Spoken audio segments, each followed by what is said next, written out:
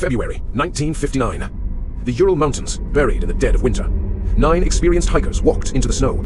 Only their frozen bodies came back. What forced them to rip their own tent open and run barefoot into minus 30 degrees? This is the Dyatlov Pass incident. February 1959. The Ural Mountains in Russia were buried under a brutal winter. Endless snow covered the valleys and mountains. Violent winds howled across the frozen landscape. Deep in this wilderness stood a remote peak the local Mansi people called the Mountain of the Dead. Few ever went there. In the winter of 1959, it became the site of one of history's most chilling mysteries, the Dyatlov Pass incident. Late January, a group of young, experienced Soviet hikers set out on a challenging ski expedition across the Urals. Their leader was 23-year-old Igor Dyatlov, confident, skilled, trusted completely by the team.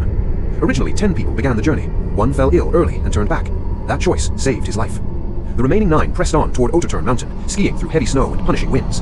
By February 1st, they reached the slope of Instead of camping safely in the forest below, they made a strange decision. They pitched their tent high on the exposed mountainside, directly in the path of the brutal wind. That night would be their last. Something terrified them inside that tent. Investigators later found the tent slashed open from the inside. The hikers had cut their way out in panic. They fled into the freezing night without boots, coats, or most of their gear. 9 sets of footprints led away from the tent and down the slope toward a dark forest 1.5 kilometers away. Some footprints showed bare feet, others only socks. They ran straight into temperatures around minus 30 Celsius. Weeks passed. When the group failed to return, search parties were sent. February 26th. Rescuers found the abandoned tent half buried in snow. The cut was unmistakable, made from inside. Following the tracks downward, they reached a large cedar tree at the forest edge. Beneath it lay 2 bodies next to the remains of a small fire.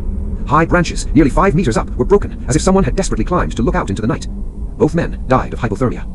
Higher on the slope, 3 more bodies were found. They appeared to have been trying to return to the tent. Among them was Igor Dyatlov. They had fought their way back through wind and deep snow, step by step. The cold won. In May, when the snow finally melted, the last 4 hikers were discovered deep in a nearby ravine. Their injuries were shocking. Crushed ribs, fractured skulls, force equivalent to a high-speed car crash, yet almost no external wounds. One victim, Lyudmila Dubinina, was missing her tongue and soft tissue from her face. Stranger still, traces of radiation were found on some of their clothing. Witnesses reported seeing strange glowing orange spheres moving across the sky that same night. The Soviet authorities quickly closed the entire area to outsiders. Months later came the official conclusion. The hikers died because of a compelling natural force. No further details. Case closed. More than 65 years later, the mystery endures.